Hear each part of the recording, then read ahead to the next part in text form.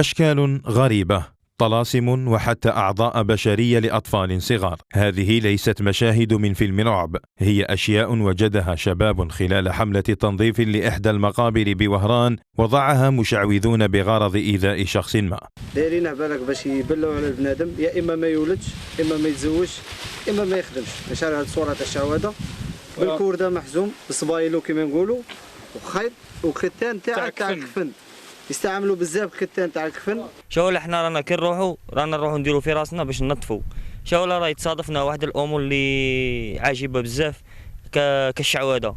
هاد الشعوذه مانيش عارف، حنا نديروا لي ماكسيموم تاعنا، ماذا بينا الناس تنقص من هاد الشعوذه. صور لشباب وفتيات، أقفال وسيوف، وكتب سحرية تحمل طلاسم مبهمة وغيرها من الأشياء الغريبة وجدها هؤلاء الشباب المتطوعون مدفونة بجانب الموتى، تؤكد مدى استفحال ظاهرة الشعوذة لدى الجزائريين. تلاقينا قرعة أنا على حسب ما راني نشوف راهي من أخطر السحور اللي تلاقينا، غادي تشوفوا واش راه فيها.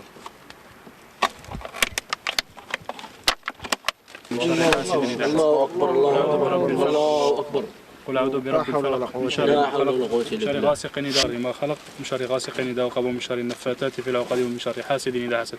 الشباب أكدوا أنهم على أتم الاستعداد لمواصلة حملات التنظيف التطوعية، غير أنهم طالبوا السلطات المحلية بأن تولي اهتماما أكبر للمقابر وتحرسها من المشعوذين، ويبقى تنظيف العقول من هذه الممارسات أهم عامل للتخلص من هذه الظواهر.